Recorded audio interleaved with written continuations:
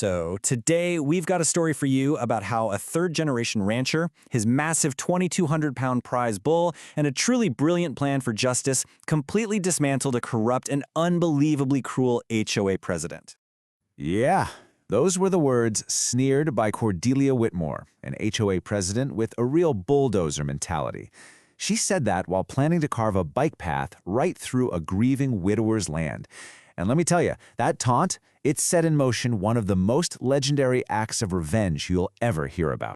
All right, let's set the scene here. On one side, you've got Dutch Kellerman. He's quietly tending to his family's ranch, still mourning the recent loss of his wife. And on the other side, Cordelia, the mastermind behind a new, aggressive suburban development that's creeping right up to his doorstep, shattering his quiet life. And you really couldn't paint two more different pictures, which is what makes this clash between old roots and new money so intense. Dutch inherited his 47-acre ranch. It was his legacy, especially after his wife Sarah passed away. Cordelia, on the other hand, was a former corporate lawyer from California. She treated the neighborhood like a hostile takeover, zipping around in a Tesla with eco-fam vanity plates, and get this, even sending legal threats written in Comic Sans font. So the whole thing kicks off because of this one little legal term, an easement.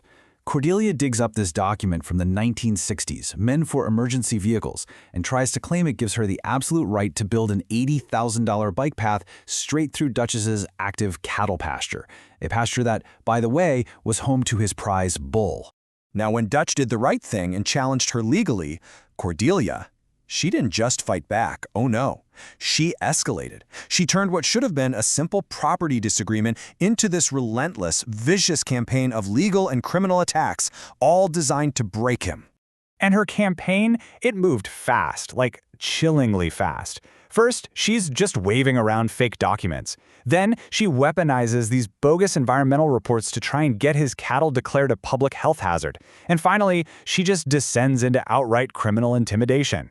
So Dutch, he lawyers up, and he finds this really sharp agricultural lawyer, Mackenzie Reeves, who right away spots a fatal flaw in Cordelia's whole case.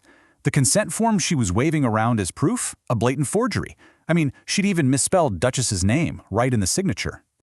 Okay, so with her legal case basically in tatters, this is where things get really nasty. Her attacks become personal, and I mean dangerously personal, just showing how far she'd go.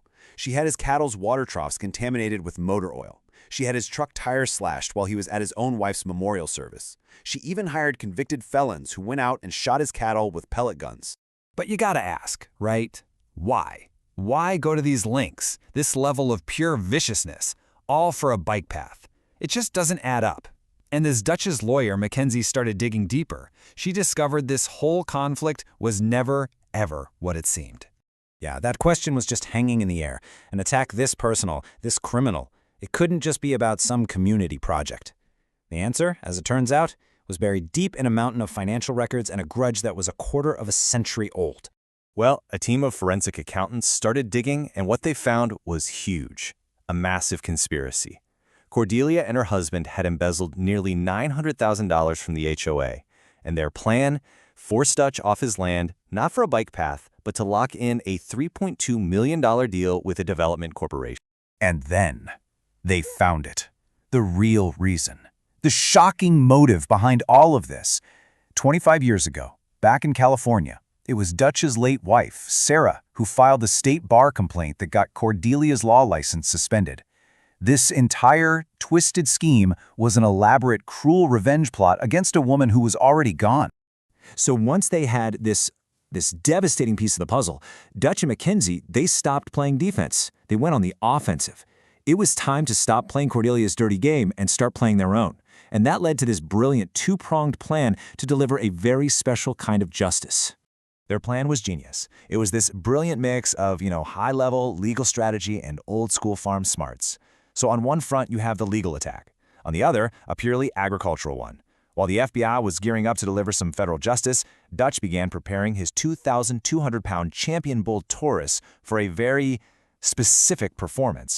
You see, because Cordelia was using the HOA as a front for all these crimes, we're talking embezzlement, wire fraud, conspiracy, and because it crossed state lines, it triggered the big guns, the Federal RICO Act. This wasn't just a local dispute anymore. This was a full-blown federal racketeering investigation. At the same time, Dutch was starting his own, let's call it an agricultural project. He put his 30 years of animal expertise to work. Using classical conditioning, he started training Taurus, day after day, teaching this massive bull to associate one very specific sound, the 1200 Hz panic alarm from Cordelia's Tesla, with the delicious molasses treat. So, the stage is set, the annual HOA meeting. Cordelia thinks she's about to take her victory lap. She's planning to use the meeting to announce her final, fraudulent seizure of Dutch's land, with absolutely no idea that she is walking directly into a perfectly orchestrated trap. Cordelia gets up to the podium, this smug look on her face, ready to announce her big win. And that's when Mackenzie stands up and, in front of everyone, exposes the forgeries. Before Cordelia can even process what's happening, FBI agents step forward to make the arrest, reading the charges out loud for the whole community to hear. You can just imagine the chaos, right? And in the middle of it all, Cordelia bolts. She's running for the exit, and in a total panic, she makes one final, critical mistake. She frantically hits the panic button on her Tesla key fob. That sound, that alarm, echoed across the entire parking lot. That high-pitched alarm, that was the dinner bell, the exact trigger Dutch had spent weeks training for. From 400 yards away in the pasture next door, 2,200 pounds of pure, conditioned instinct were suddenly set in motion. So you have the entire neighborhood, the FBI, everyone just watching as Taurus, this absolute unit of a bull, plows through the fence and just goes to town on her six-figure Tesla. And amid all the destruction, Dutch just calmly walks up, hands the cuffed Cordelia a civil lawsuit, and delivers this final, perfect line. And the fallout from that day? Wow. It was about so much more than just a wrecked car or some spectacular revenge.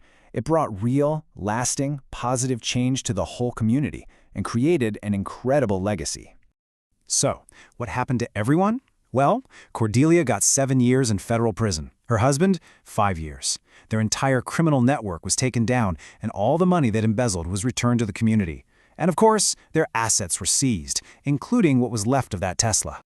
You know, when you boil it all down, this story is about what happens when that cold, modern sprawl runs headfirst into generational grit. Dutch didn't just protect his land. He honored his wife's memory in the most powerful way possible by setting up a $200,000 agricultural education fund in her name.